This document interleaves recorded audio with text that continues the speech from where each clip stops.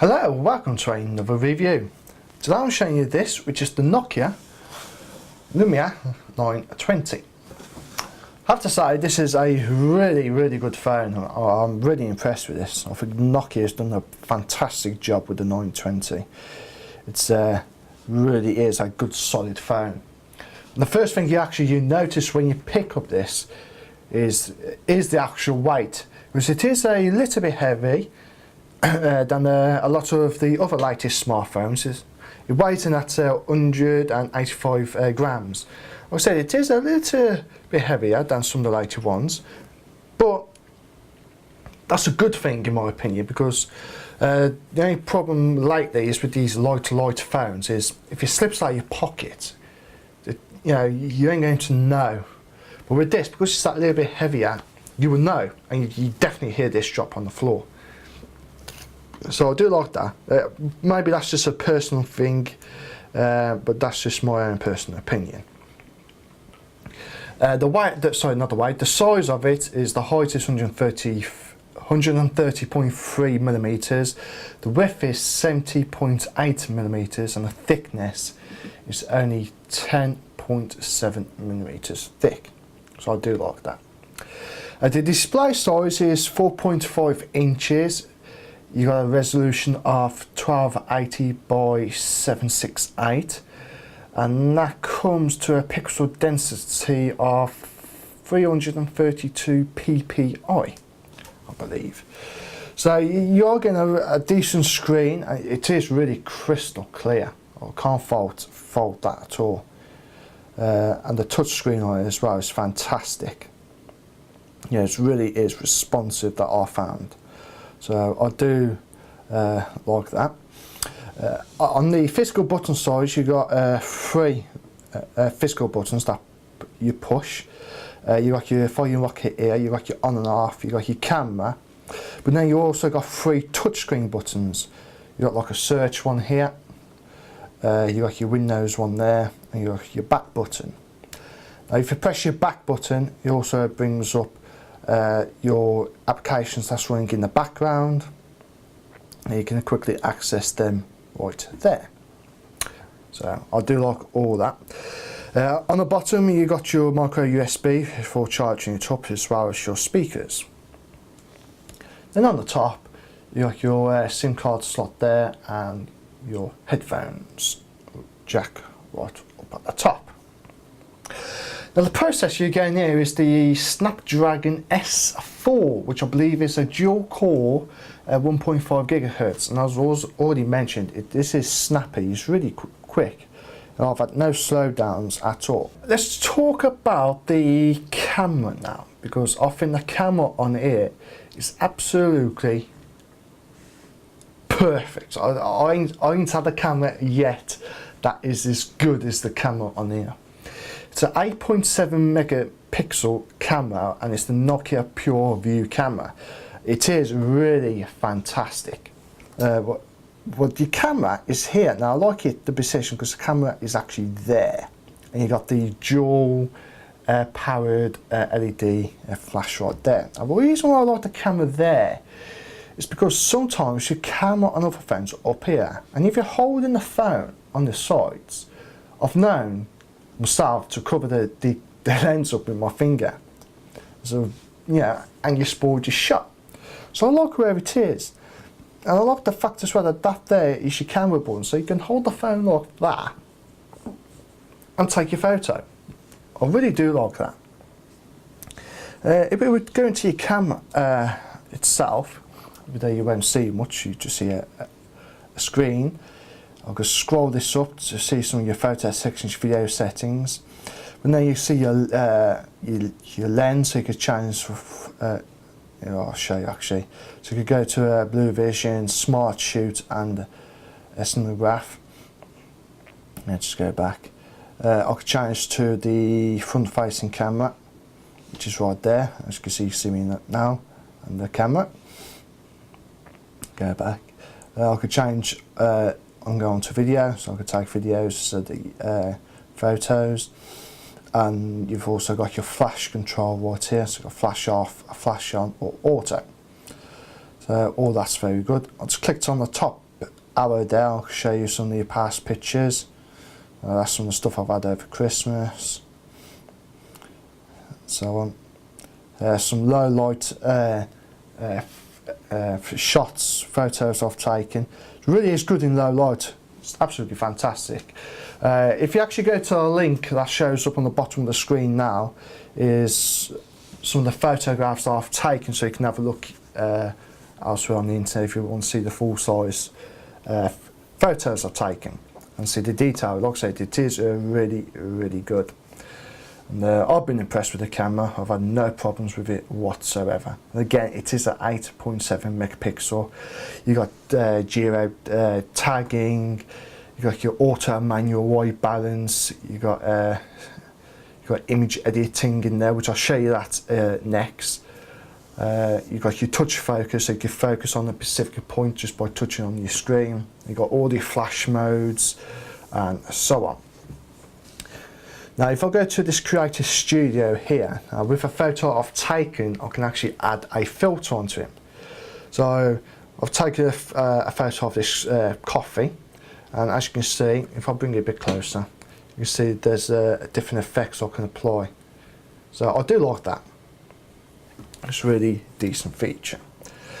The videos that you can take on here using your lens on the back, it takes full HD videos. That's 1920 at 1080p. It is 30 FPS, which is frames per second. Again, you've got video wide balancing mode, so you can go from cloudy to daylight, automatic, and so on. You've got video light, video zoom, video imaging stabilization. Again, you've got all your sharing functions as well, so you can share your videos onto your social network, your Facebook, your SkyDrive, and so on. So all that is as what you expect in the latest smartphone.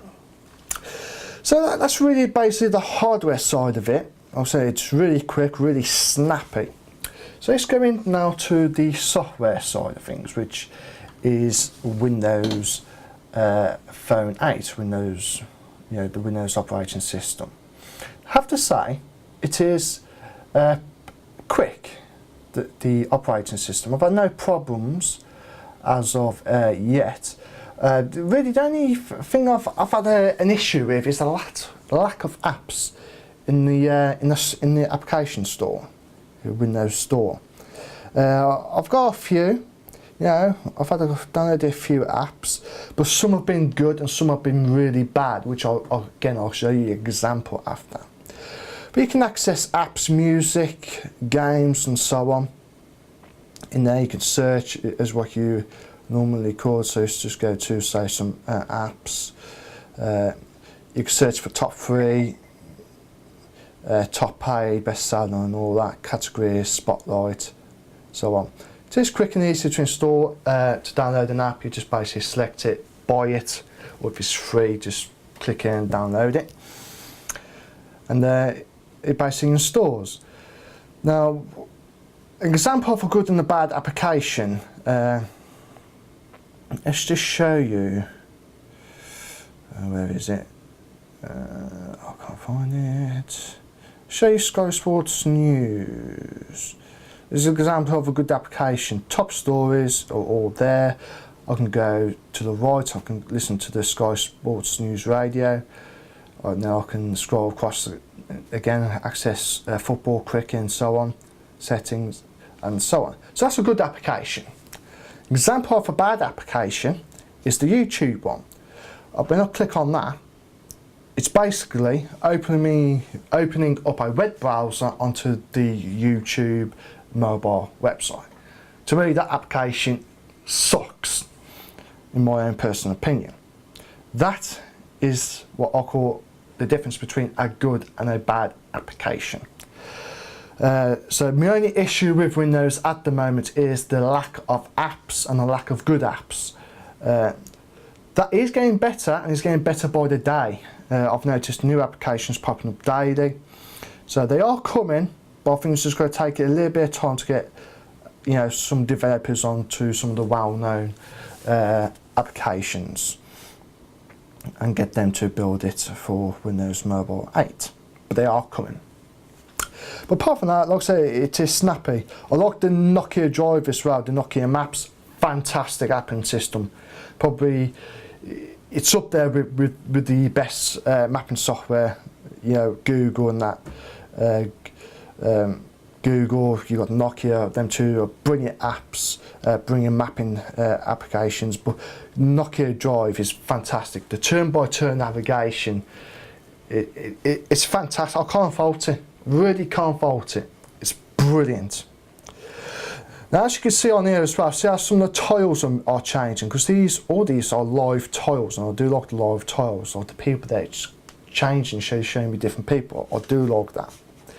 And this is another good thing I like about Windows Mobile, is the live tiles. Like the picture one will change in a minute if I give it time. See? And also, if I press and hold on the screen, I can actually move that there, or I can move it up to the top.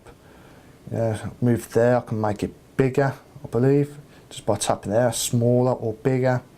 So I could basically rearrange all these however I want, which I really do like. You've got your built-in office as well, which I really do like all that.